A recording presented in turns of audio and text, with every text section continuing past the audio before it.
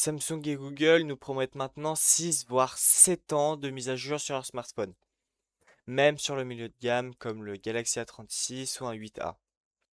Sur le papier, c'est une révolution pour la durabilité, mais est-ce qu'en 2030, votre téléphone sera encore un plaisir à utiliser ou une source de frustration permanente? Aujourd'hui, on sort du marketing pour voir la réalité technique. Est-ce que le matériel peut vraiment suivre le logiciel sur une aussi longue période? Recevoir Android 20 en 2030, c'est super, mais il y a un piège. Le problème, c'est pas votre système d'exploitation, c'est pas les applis. Chaque année, Insta, TikTok, YouTube, même Google Maps, Google Chrome deviennent de plus en plus gourmands. Alors, un processeur de milieu de gamme de 2026 va être taillé pour les besoins de 2026. Dans 5 ou 6 ans, il devra gérer des applications optimisées pour des processus bien plus puissants, gourmands et probablement avec de l'IA. Alors le résultat, même si votre version d'Android est à jour, vous allez avoir un téléphone qui lag, ce sera saccadé, ce sera une batterie qui ne tient plus. Et donc, on est vraiment sur une expérience horrible qui va vous forcer à changer de téléphone. Alors maintenant, je vais vous parler de deux points de rupture qui pour moi semblent importants. Tout d'abord, votre batterie. Une batterie va perdre environ à peu près 20% de sa santé après 800 cycles. Alors après 6 ans, si vous ne changez pas votre batterie, votre téléphone ne tiendra même pas la demi-journée. Je ne sais même pas s'il tiendra les 1h30. Pensez à l'iPhone 12, si vous voyez un peu. C'est vraiment un téléphone qui a une batterie explosée. Certains iPhone 12 ne tiennent même pas 2 heures dans une journée à pleine charge. Donc, imaginez au bout de 6 ans. Et donc, une batterie qui ne tient plus, c'est un système qui va brider la puissance du processeur pour éviter de tomber en moins 30 minutes de 100% à zéro. Alors aujourd'hui, pour la RAM, sur des téléphones Android, on est environ sur du 8 Go pour être confortable. Alors avec l'évolution des OS et l'arrivée de l'IA en local sûrement, 8 Go sur les Android, ça peut être vraiment le strict minimum lorsque vous utilisez vraiment très très peu l'IA.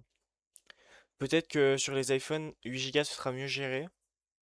Je sais qu'aujourd'hui un 6 Go sur un iPhone c'est largement suffisant. Euh, À voir avec les années, hein, honnêtement, je peux pas, moi j'arrive pas à prédire l'avenir. Mais retenez bien une chose, quand vous avez une RAM qui sature, alors tout devient lent. Voilà. Enfin, je peux pas faire plus simple. Et pareil avec la batterie, quand vous avez une batterie éclatée, bah, tout devient lent. Et si votre RAM est pleine, tout devient lent.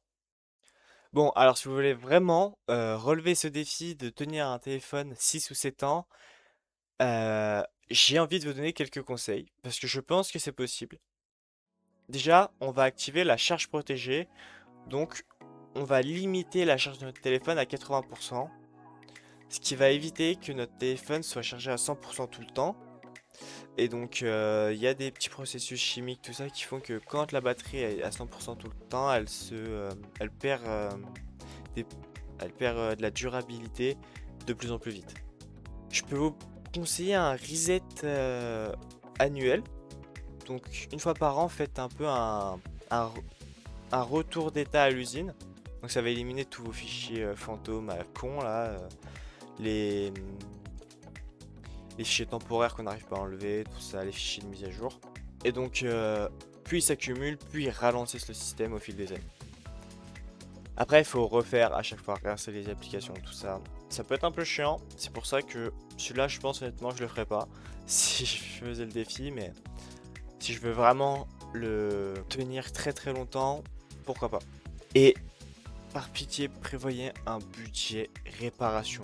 Prévoyez entre 100 et 150 euros, on va dire, pour un changement de batterie officiel, environ vers la troisième, quatrième année. Ça peut, la batterie en fait, c'est vraiment c'est un peu comme le processeur. C'est vraiment une pièce maîtresse du téléphone. Et donc vraiment la changer, ça peut doubler la durée de vie de votre téléphone. Bon, alors, 6 ans, c'est possible, avec des Waouh, avec des compromis. Pour la majorité, le vrai ralentissement va arriver environ vers la troisième, quatrième année. Euh, Ne vous laissez pas aveugler par les promesses de mise à jour. On parle, on parle d'Apple, c'est très bien. Vraiment, c'est très bien, mais ils brident leur téléphone. Parce que Android fait moins. Mais du coup, ça se ressent plus. Contrairement à un iPhone où c'est plus subtil, mais c'est présent aussi. Un téléphone qui va être mis à jour, c'est pas forcément un téléphone rapide pour tous les points qu'on a cités avant. Alors moi, il y a un truc qui m'intéresse, c'est quoi votre record de longévité sur un de vos téléphones? Moi, personnellement, je pense que ça a été... ouais, j'ai dû tenir un téléphone 6 7 ans. Un vieil Android, un Honor X8. Je vous mettrai une image, une ref, je sais pas encore. Mais ouais, ouais, lui, j'ai réussi à le tenir longtemps. Et donc, n'hésitez pas à me dire en commentaire lequel de vous a réussi à tenir un téléphone plus longtemps que moi, sachant que moi, je l'ai bien poncé. Et ouais, c'était bien compliqué. En tout cas, pour moi aujourd'hui, c'est tout. C'était Hughes. À la prochaine.